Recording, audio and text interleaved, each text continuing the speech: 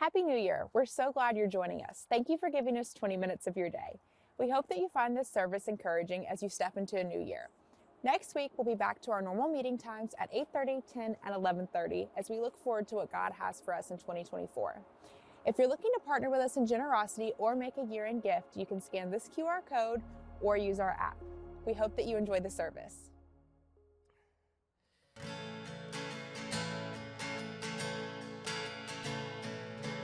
Happy New Year, everybody. Oh, Christ is my firm foundation. He's the rock on which I stand when everything around me is shaking. Oh, I've never been more glad that I put my faith in Jesus, because He's never let me down. He's faithful through generations. So why would He fail now? He won't. He won't. I've still got joy in chaos. I've got peace that makes no sense, so I won't be going under. I'm not held by my own strength, 'cause I build my life on Jesus. 'Cause He's never let me down. He's faithful in every season. So why would He fail now? He won't. No, He won't. He won't fail. He won't fail. Christ is my firm foundation. He's the rock on which I stand when everything around me is shaking. I've never been more glad that I put my faith in Jesus. Oh, 'cause He's never let me down. He's faithful through generations. So why would He fail now? He won't. Rain came. Oh, rain came. Ooh, my house was built on You. Oh, I'm safe with You. I'm gonna make it through. Oh, rain came and blew, but my house was built on You. Oh, I'm safe with You. I'm gonna make it through. Oh, I'm gonna make it through. 'Cause I'm standing strong on You. Oh, I'm gonna make it through. 'Cause my house is built on You. Christ is my firm foundation. He's the rock on which I stand when everything around me is shaking. Oh, I've never been more glad that I put my faith in Jesus, 'cause He's never let me down. He's faithful through generations. So why would He fail now? He won't fail, You know.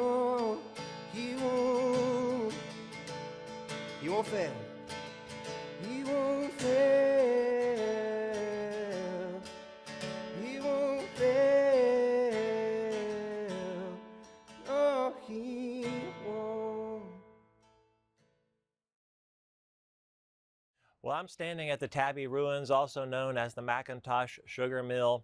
This place was built almost 200 years ago. In 1826, John McIntosh grew sugar cane in a nearby field, and then he processed it here in a factory where he had a season of productivity and success. And then there was a season of great loss as the mill burned down and was never rebuilt, and it sits in ruins. It was a change that they never recovered from. And I've been thinking a lot about change lately as I look back over this year. We experienced a change in our family as we welcomed our second grandchild. We experienced change in our routine as my wife, Chris, stopped working after 20 plus years. I should say stopped working for pay. We experienced a lot of change in our church. We welcomed a lot of new people. We've seen over 100 baptisms. We've added staff to our team. And I don't even need to know much about you, but I know you've experienced some change too. And for some of us, it was a change that was forced on us, and it was completely out of our control. Or maybe for others of us, it was an intentional step we took towards something that created a change in our life. And maybe you've even said something like, I went through a season, or we're glad that season is over, or maybe I'm in a new season. And just as we're headed into a winter season, our lives go through seasons as well. Like they're constantly changing. The Old Testament book of Ecclesiastes, written by the wise King Solomon, says it this way in chapter 3. He writes, "There's an occasion or a season for everything." Right? There's a time for every activity under heaven. A time to give birth and a time to die. A time to plant and a time to uproot. A time to kill and a time to heal. There's a time to tear down and a time to build. A time to weep and a time to laugh. A time to mourn and a time to dance. There's a time to throw stones and a time to gather stones. A time to embrace and a time to avoid embracing. There's a time to search and a time to count as lost. A time to keep and a time to throw away. A time to tear, a time to sow. A time to be silent, a time to speak. There's a time to love and a time to hate, and there's a time for war and a time for peace. He says there's a time and a season for absolutely everything. And then he walks through the highs and the lows, the wins and the losses, but it all amounts to change. Now, when you hear this or you read this, you probably notice there's a repetition, right? There's a rhythm that's not accidental. This time's going on relentlessly, the inevitable and the irresistible. And he's highlighting things that couldn't be further apart, right? Things that are directly opposite of one another. Like you literally can't do them at the same time. You can't sew something up and tear it at the same time. You can't dance and mourn at the same time. Although when some of you are dancing, it might look like you're grieving. You can't do both at the same time. You can't throw away and pick up at the same time. Right? There's a time to do one or the other, but not both. There's a time for letting go and a time for grabbing hold. So what I hope you'll consider for a few minutes is that just as there are seasons in nature, there are seasons in your life. Now, these seasons don't necessarily line up with the seasons on the calendar, but there are seasons in our lives. We have winter, spring, summer, and fall. And these seasons may happen in a whole different month than they are everywhere else in the world, but these are natural cycles God has given to us for living our lives. Now, each season does an important thing, and each season is necessary. So it's important to know what season you may have been in and the season you're currently in to better understand yourself and God.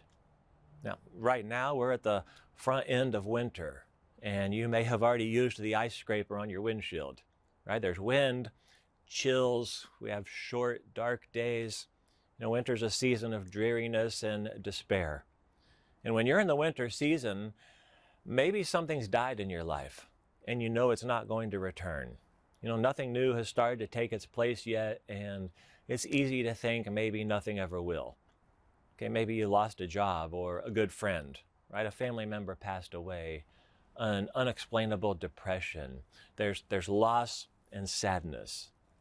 Interestingly enough, some people who go through the season of winter feel very far from God, or confused and or angry, while other people in winter actually feel close to God. Well, maybe you're in a season of spring, right? Flowers are blooming. There's spring training for baseball, which means all the teams still have a chance. New life is appearing everywhere. Just the very word spring sounds hopeful, doesn't it? Well, if you're in a season of spring, it might be that you're starting something new. There's excitement and hope, maybe new relationships, new pursuits, second chances. There's a spirit of optimism in spring. Others of us are in a season of summer, right? Summer's a favorite for many of us. You get to stay out late because there's no school. We're riding bikes and having cookouts with friends. There's golf, there's time on the water. We have ice cream and fireworks, and a lot of us even dread the end of summer. Now, the interesting thing about summer as a season of life is that it can easily be missed. Sometimes we're in a summer season of abundance, right? We just don't know it. Like life is good and it's full, and we could get pulled into thinking this is normal. We could take it for granted and miss the gift that it is. And if none of those things describe you, then you're likely in a season of fall, which I love, right? Things cool off a bit. We have football and Halloween. We have my birthday and Thanksgiving. Colors start to appear. There's real noticeable change. And fall's a time of transition. So maybe for you, it was a marriage, a baby, moving, right? A job change, a health change. You have an empty nest. And some changes feel like loss, while some changes feel like wins, but every change alters things a bit and can leave us feeling a little unsettled. So I don't know which season you're in right now, and you may not like the one that you're currently in. Just know that there's no right or wrong season to be in, and your season has no predictable length of time. But what Solomon laid out for us in Ecclesiastes chapter 3 is that each season is necessary, and it does a really important thing in our life. He even says down in verse 11, God has made everything appropriate in its time. And then it all comes together in verse 14, where he writes, God works so that people will be in awe of him. He's saying God's working in your life and through the season that you are in right now. And no matter where you find yourself, I believe that you could learn something about yourself and something about God. So it's important to know what season you are in, because it can fuel some amazing growth in your life and with God. So just think about this, right? Those of us in the season of winter, it's important that we choose to trust that God is with us. And when it feels like everything else around us is dead, God's not left us. It's also important in this season to move towards community. Right? You probably have never desired relationships less, and yet have never needed them more than right now. And could you hold on to the belief that spring will come? Because after the worst of winter, something beautiful always emerges. So move towards people and draw near to God. For those of us going through spring, be on the lookout for ways to capitalize on the new beginnings that are appearing. If God is moving you towards something new, even though you don't really know what it is yet, have the courage to embrace it and step into it. And above all, thank God for those new beginnings. Well, if it's a season of summer for you, then let me encourage you to capitalize on opportunities to be refreshed and restored and doing things that bring life to you. Find times for celebration and be known as a joyful, fully alive person. Take advantage of these times in your life and never forget that God is the source of all gifts. And then for those of us who may be in fall, you may need to start by acknowledging that something has truly ended. Like when we hold on to the old, it can prevent us from taking on the new thing that is waiting. So as you come to realize that things in your life might be changing, hold on to and trust in a God who does not change. And when you feel unstable and maybe have some fear, choose to trust that God is with you. So what season have you experienced this year? Right? What season are you currently in right now? It can be a hard moment, isn't it, to realize something that has been part of your past can no longer be part of your future. But it doesn't necessarily have to be a bad thing. There are some things that have been painful and there are some things that have been hurtful that we need to let go. Sometimes it's a good thing, right? Sometimes it's been fun and helpful and has made you stronger, but you have to let that go so you can do something that works now. You're a different person than you were. You have different challenges, opportunities, and needs. So you went through some things in 2023. You're going to go through some things in 2024. Just remember, there's a season for absolutely everything. And God is using it to make you into the person He wants you to be. And 2024 might be your best year yet. Well, Happy New Year to you and your family. Just hang on for a couple of minutes and check out this song written and performed by our very own Jared Vanskoy.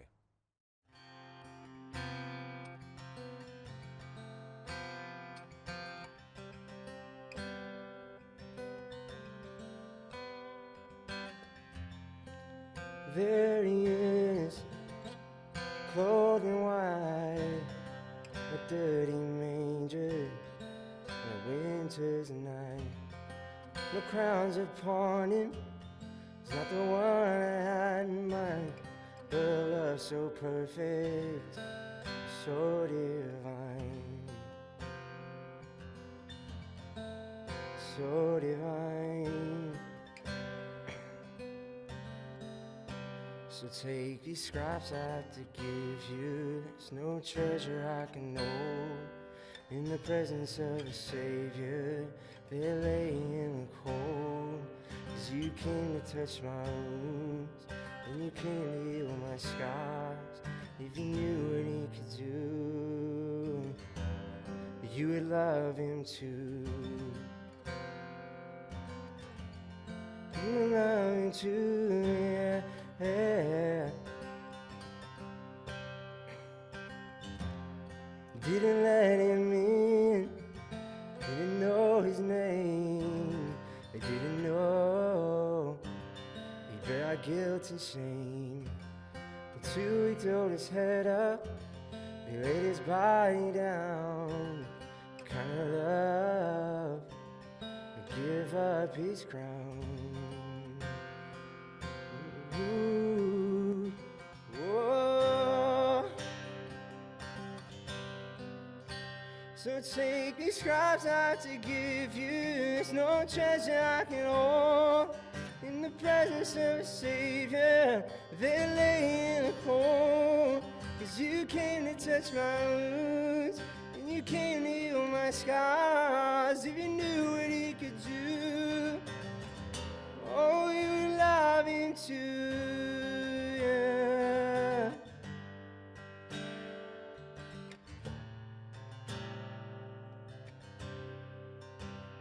I've seen the blind will see, the deaf will hear. By a child, a miracle by God, so beautiful like a lamb was slain, rose again. He raised by a child, a miracle by God, so beautiful. The blind will see, and the deaf will hear. By a child, a miracle by God, so beautiful like a lamb. He was slain, but rose again. He raised by a child, a miracle by God, so beautiful.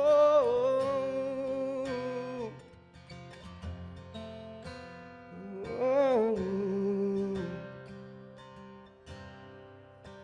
So take these scraps I have to give you. There's no treasure I can know in the presence of a Savior. They lay in the cold, 'cause you came to touch my wounds, and you came to heal my scars. If you knew what He could do, you would love Him too.